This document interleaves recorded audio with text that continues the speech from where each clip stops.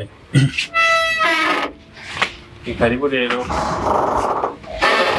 Namwakire. Ariko ntacyo guteretse hano.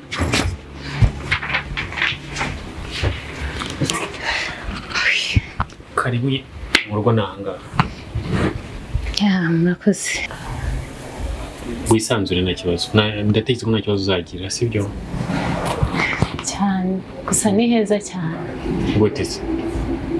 Akarusho noneho hazaba hafi ku ishuri. Ntabwo bazongera kungora cyane. Birumvikana ubwiza uri kuvuga nuko ubona ukwebye ku ishuri. Hoya. Basa numva nyine kare. Nakwiga tubaye mani n'ibibazo. Gusa icyo nakubwira kindi reka nizeye kuzambira umwana mwiza, sibyo? Udafite ya mico y'abakobwa b'iki gihe mbona. Ndagusabye uzitware neza, sibyo? Cyane. Uzitware neza kugira ngo bitazabamo ikibazo icyo ari cyo cyose ugasanga wenda nuko nyine ari kumwe na mubyara ibintu nk'ibyo.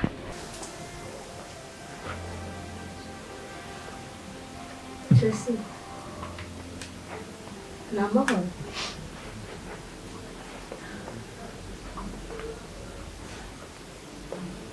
Tracy.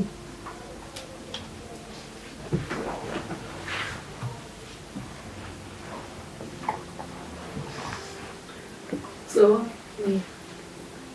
ariko kuvugana na Mubyara.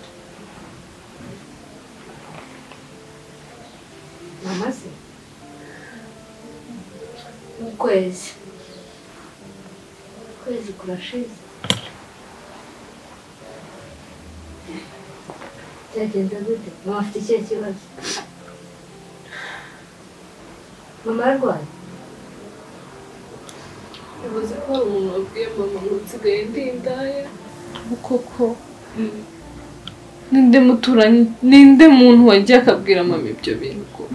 Ko njyewe nta nubwo inzoga sinzinywa, sinzi aho byaturutse, mama arambwira bana yanze. Ibintu by'indaya?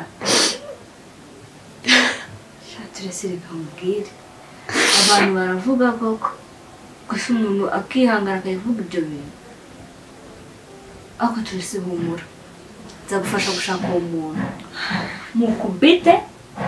Umva nzamuha isomo. Umuntu utinyuka akabishyira mukuru wanjye.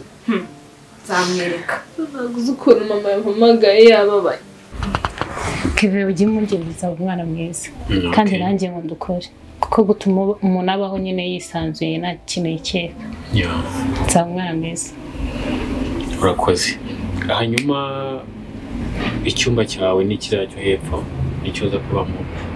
Urumva? Ndumva rero watwarayo bage yawe nkakwereka ukahatunganya ukakora isuku nta muntu wabagamo. Urumva hari honyine.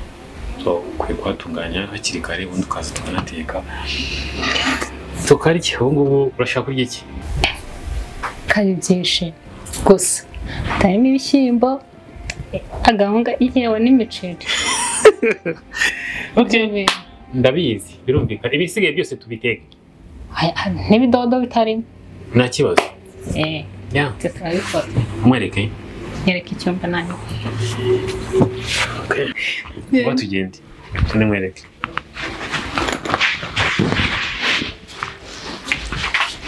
Ungura. Yababaye narantonganya nibyo mubwira ntashaka kubyumva, ntago ashaka kunyumva, arambwira none nimba ari gate itangiye gutwoshya ngo dusubire mu rugo n'ubundi nta kintu twabuze. Oya nta mpamvu yo gusubira mu rugo. Umuntu tugomba kumushaka. Ariko nzamuha isoro. N'abagome. Tusimbira. N'ubundi nabo mu cyaro ndabizi neza ko aribo babiza. Mu mujyi nta muntu wagira ubusutwa nk'ubwo. Se ninde muntu wifasha akajya kubeshya ibyo bintu bundi. Abona ari wa muntu twari duturanye, se umwibuka?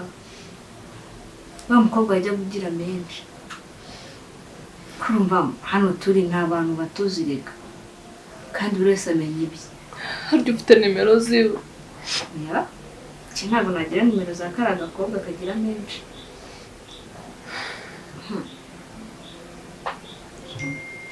Ubundi mama ejo bundi azaza niko yambwiye. ubwo nzavuga iki ko umura nzagutangira ubuhamya ntose ko uri umwana mwiza ntabwo urataha amajoro n'izo nzoga nta nubwo ndabona wazinyweye sha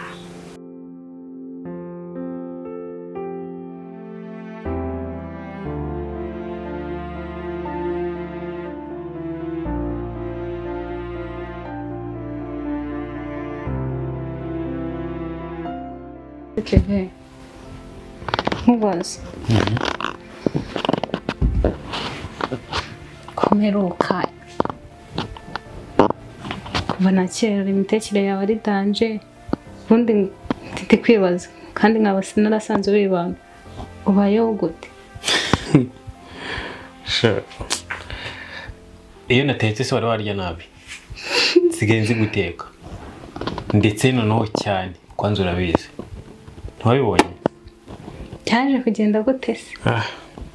YouTube yakemuye ibintu byinshi. Nirebera tutorials zaho nkareba ukuntu bateka. Bivuze ngo ubu inteko yose. Ibyinshi nyine cyane byo nkunda ndari. Aha. Ukuntu babikora. Ahubwo nawe dore ejo bundi wenda nusoza kwiga cyangwa na mbere yaho ushobora wakisanga uri umugore w'umugabo utazi guteka kandi ntabwo urabimenya. Nibyo wihakana ukajya uburana nawe ahubwo gerageza uburyo wakimenyereza. Byigaho nanjye ni ngombwa pe gusa naratunguwe asundi kive musifite ibibazo byinshi ko makuru yose wamaye kutugeza amakuru ya Tracy ameze ati ameze neza tugeze mumbwira none nese byari nego uvuga ngo iki se ubona gutanya mvuga ngo iki Tracy ameze neza aho bimbarije ameze neza maze kugera kure so gishaka kubivugaho mbere kandi aricaga kandi wowe ameze neza kandi nanjye nzajya mbikwishyura igize nanjye nzajya nicecekiranye ubundi se wakaba wavuga iki wowe nta bintu wemerewe birenze ni iby'amasomo tuba mu kuganira ukambwira aho bikugora ibintu nk'ibyo sawa nyine nta kindi kabisa kubera niko bimeze. Aha none se ko mukumbuzi wazamuje nawe mubundi se Tracy nyine bikagenda biteze umusoza tu okay nta kibazo nzabikora none ibyo biroroshye kumbeshya kuki wumva ko nkubeshya se sigaye wirirwa ugenda akazi uzajya umbwira kuri busy no nzabikora ntabwo nabura umwanya wo kubikora ibyo ngibyo.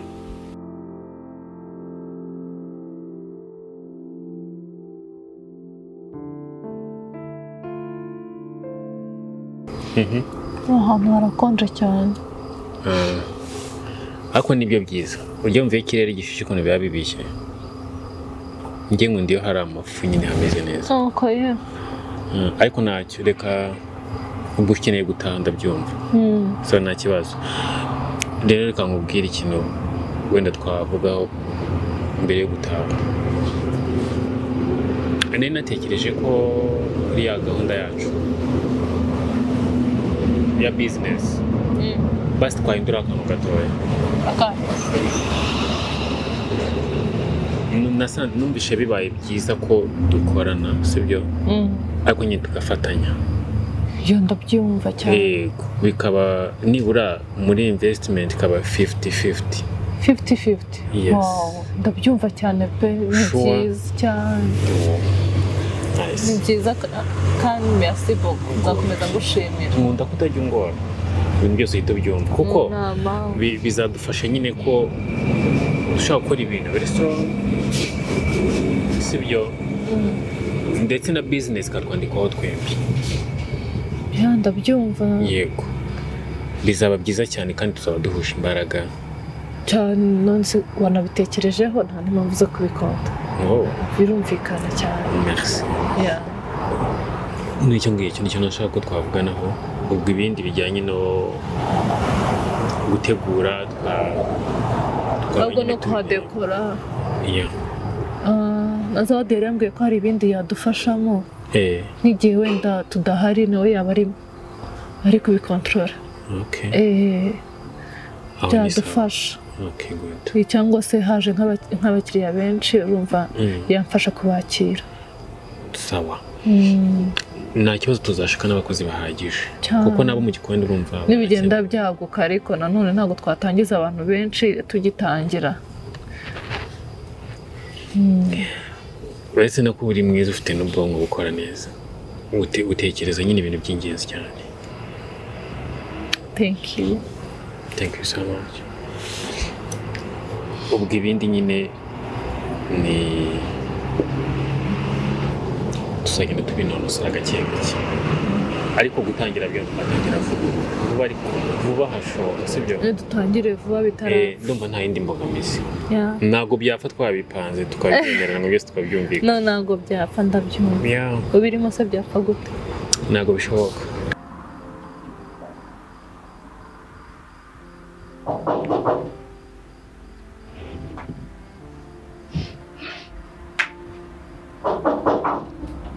ni karibu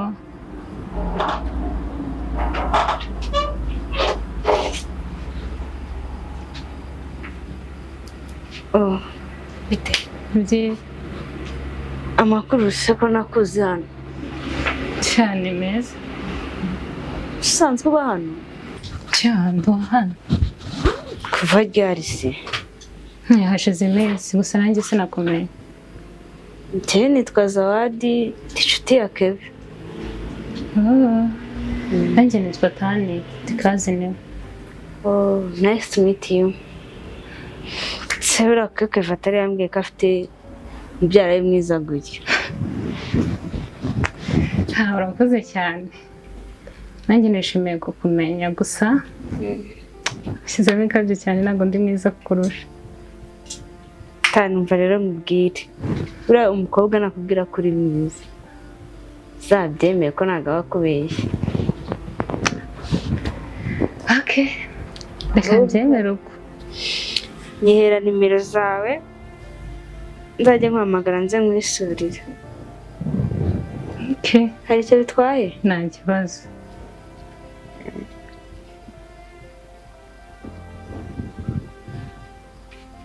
Tani mwese Kevin mwari mwavuganye ibyo kuzana oya ntabwo twavuganye sore rero usanze adahari hari aho yari agiye nta kibazo ubwo ndamutegereza nyine tuba twiganirira nta kibazo kandi urakoze ugize unyesore n'ubundi mba ndi hano akarusho kumvira inshuti ya Kevin nanjye mba ndi hano akenshi ndi njyenyine amakuru se yandi nibwira amakuru yawe kugira ngo turusheho kumenyana amakuru ni meza cyane ariko twagiye mu biganiro nibagirwa no kukakira mwakiriza ikizi amazi kandi ubwo niba ari ushaka akanyazane unzuze tuganire tumenyane cyane ntacyo bitwaye ntarebe ndumva uzi ikintu buriya dusigaje kunonosora ni ukwiha igihe kugira ngo hatazabaho gukora ibintu wenda mu kigare sibyo tutazi dufite nyine igihe twihaye tugenderaho twe gufata igihe nyine kitari kure sibyo tukamenya nyine n'amafaranga yazabonekera gwe bihagaze bitewe n'amafaranga ngiye harayo mfite ndayafite rwose utazabyishaho wenyine nanjye ndashaka kuzagufasha tukagira uko tubigenza nyine tugafashanya ibyo byo twarabyemeranijwe nta kibazo ahubwo icyo navugaga nyine urateganya ko ashobora kuboneka mu gihe kingana iki yose ko ngiye warahari oya ndayafite ayo mfite arahagije pe ku byo twatangira twongeyeho n'ayo ngayo urumva ni ugufashanya byose rega nta n'impamvu zo kuzajya ubimpereza ukabaho umpereza kandi nanjye mba nshaka kuinvesta muri bizinesi rero ayo mfite twayakoresha pe nubwo twatangira muri kuriya kwezi nta kintu bitwaye kuriya kwezi dutangirane nako byaba ari sawa kugira ngo dufate nyine ibitari byakunda byose tubishyire ku murongo nta kintu bitwaye ntabwo ari igihe kirambiranye ariko kese wagira wenda challenge yari yose wambwira nta kibazo ntukigore imbogamizi yose yazamo bijyanye n'ibyo dukeneye kugira ngo turaninge business yacu ushaka kumbwira tugafatanya ushaka kumbwira nanjye nka aho imbaraga zawe zibaye nkeya nzajya nkumenyesha nta kibazo kandi wigira ikibazo buriya ibintu byose bizagenda neza hamwe n'Imana tuzanabisengera dutangire business yacu sibyo successful meze neza se I'm good okay ngagaruka rero ikibazo aho ni sawa ndumva nta bindi bigoye ni sawa cyane hanyuma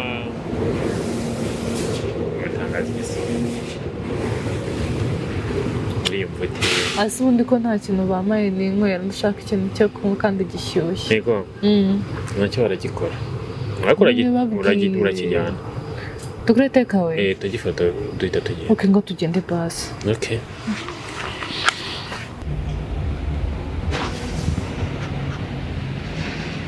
so mbese